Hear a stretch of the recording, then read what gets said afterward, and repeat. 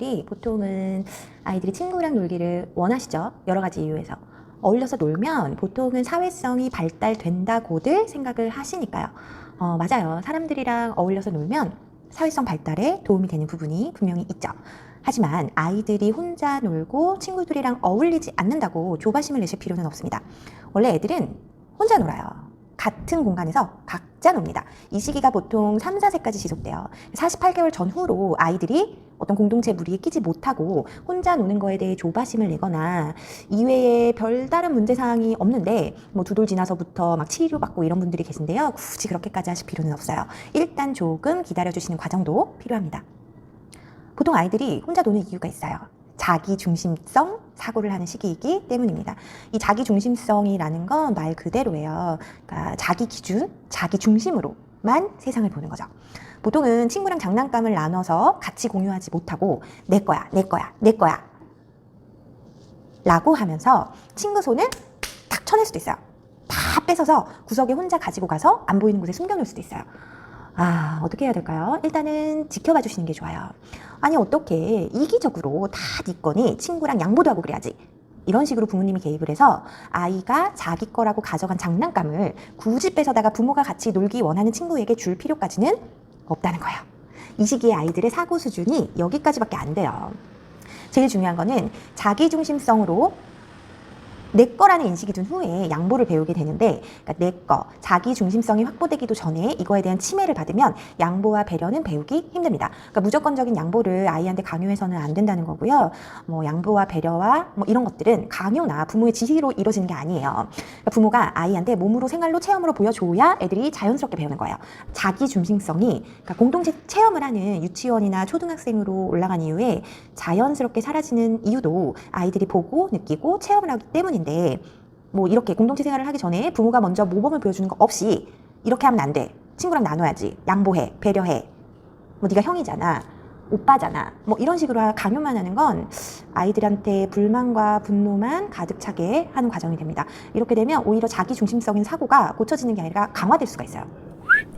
유아들의 사고의 한계예요. 타인의 입장에서 사고하지 못하게 하는 거예요. 아이들은 자기와 동일한 관점에서 모든 게 같은 감정을 갖는다고 생각해요. 내 생각, 내 감정, 내 시각. 이게 남도 나와 동일하다고 생각하는 거예요. 이런 자아중심적인 사고를 보여주는 유명한 실험이 있어요. 피아제라고 하는 학자가 한 실험인데 세상 문제라고 하는 게 있습니다.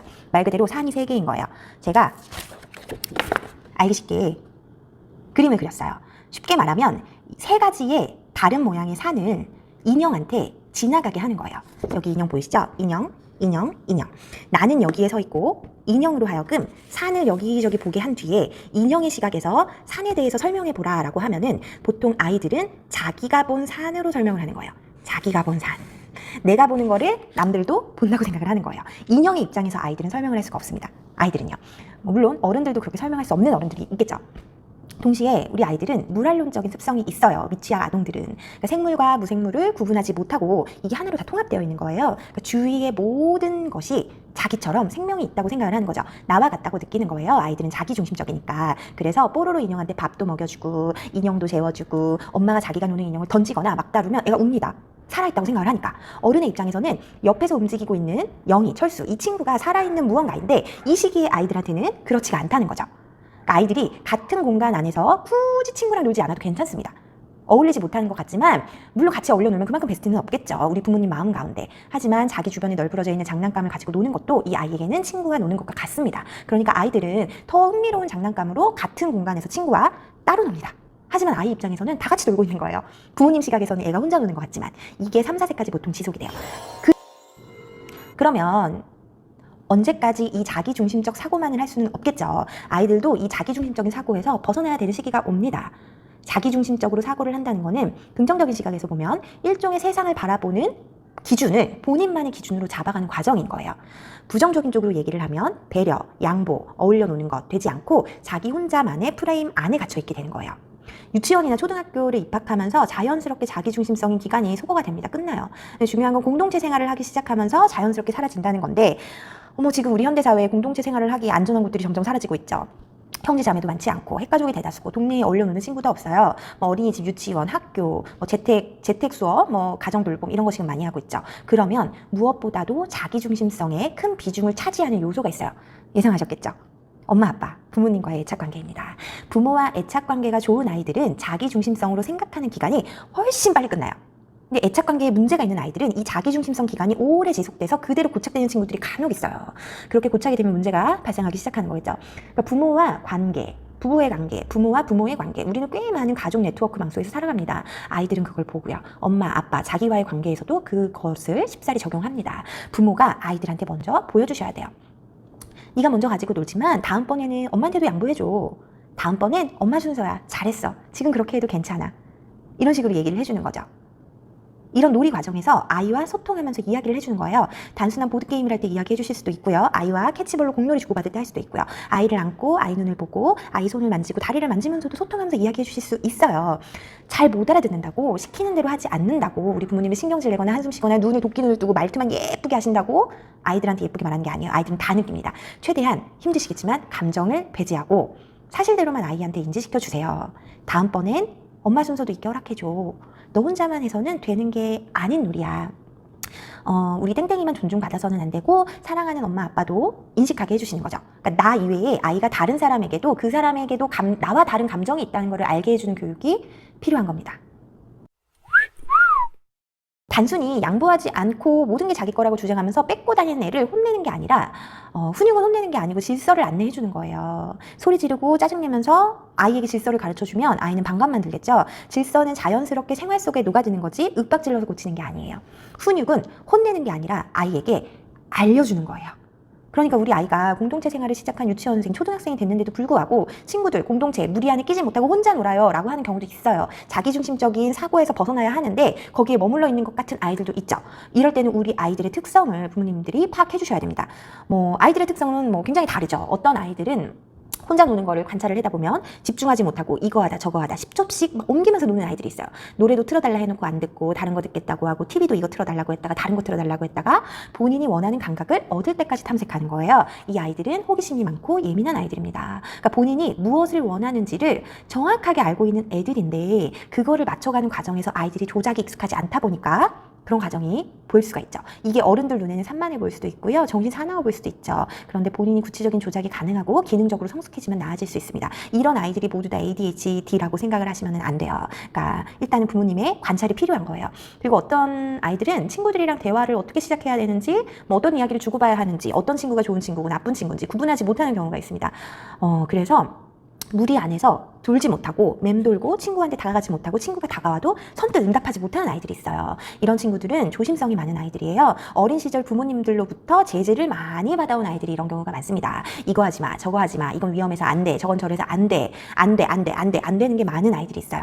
안 되는 게 많아서 안 되는 게 익숙한 아이들, 조심성이 발달할 수밖에 없죠. 이 세상은 위험하니까. 그래서 가장 안전한 자기 마음속 안으로 쏙 숨습니다. 그리고 얼굴만 빼꼼 내밀고 눈알만 굴리는 거예요. 안전한가? 관찰하는 거예요. 이런 친구들도요, 우리 부모님이 지켜봐 주시면 됩니다. 이런 친구들한테 억지로 친구들 막 붙여주면서 다 불러 모아다가 파티해주고 이런 인위적인 행동하지 마시고요. 아이의 생각과 상황과 환경을 평상시에 부모님이 대화로 자주 풀어주면서 아이의 생각을 정리할 수 있게 도와주시는 게 좋습니다. 스스로 정리가 어려워요, 아이 때는요. 다른 많은 경우도 있겠죠. 하지만 아이들이 어리기 때문에 조금 기다려주시고 부모가 관찰해서 지켜봐 주시는 게 좋아요. 지켜봐 주신다는 거는 내버려 준다는 게 아니고요. 우리 부모님이 관찰하신다는 거예요. 그러니까 내 아이의 고유성을 관찰해서 정확하게 알고 계시는 과정이 중요합니다. 내가 그걸 못하면 어린이집 선생님, 초등학교 선생님, 교회 선생님, 가족, 친척, 하다못해 경비 아저씨, 슈퍼 아줌마 모두의 이야기를 듣고 부모가 종합할 수 있는 시간이 있어야 된다는 거죠. 내 아이의 그런 성향을 이해하기 위해서는 관찰하면서 관대하게 바라봐주는 시간이 필요합니다.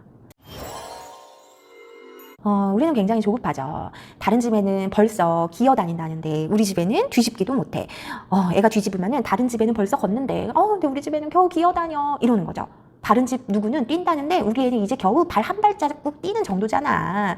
아유, 쟤는 언제 뛰나 이런 걱정을 하세요. 그리고 애가 뛰면은요, 이 시기에 다른 집 애들은 단어를 막 100개도 넘게 말한다는데 우리 집에는 겨우 엄마 아빠 2개밖에 못해 이렇게 걱정합니다. 그리고 애가 단어로 말하기 시작하면은요, 저 집 누구는 문장으로 말을 한다는데 얘는 왜 문장으로 말을 못하지?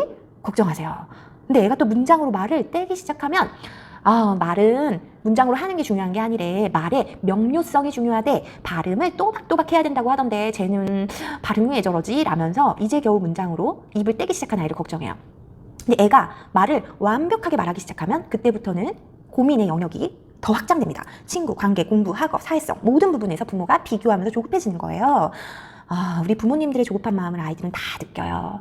위축될 수도 있어요. 여러 가지 부모님이 생각하지 못한 다른 문제로 막 튀어나올 수 있습니다. 이런 식으로 비교하면서 내 아이의 발달 단계를 체크한다고 해서 내 아이가 똑똑하고 올바른 아이로 자라는 게 아니에요. 지금 이 순간 내 아이의 발달 과정 그 자체에 주목을 하셔야 되는 거예요. 비교하지 마시고요.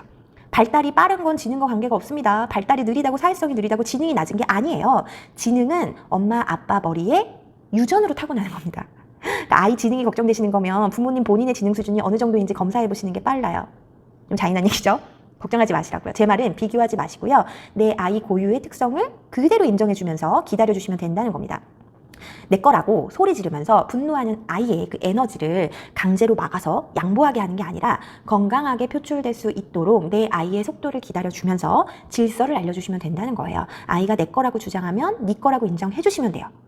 그리고 아이들 스스로 자신이 용납되고 양보받고 이해받고 사랑받고 있다는 경험을 끊임없이 할 수 있도록 부모님이 도와주시면 우리 아이들도 언젠가 타인에게 동일하게 용납해주고 양보해주고 이해해주고 사랑해줄 수 있는 아이로 성장할 수가 있어요. 경험만큼 참된 훈육은 없습니다. 말로 지시하고 억압하지 마시고요. 부모님과 함께 생활에서 체험으로 이해시켜 주셔야 돼요. 그러면 우리 아이가 이 폭풍 같은 시기를 안전하게 지나갈 수 있습니다. 내 아이가 어울리지 못하고 무리에 끼지 못한다고 해서 걱정하지 않으셔도 되고요. 이 자아중심적인 사고가 발달하는 시기이기 때문에 그런 거라는 아이의 습성을 어느 정도 이해해 주시면 되세요. 근데 아이가 뭐 초등학생 이후에도 이 자아중심적인 속성에서 벗어나고 있지 않다면 내 아이의 특성을 정리하고 관찰해서 기다려 주시고 이해해 주시는 끊임없는 인내의 과정이 필요합니다.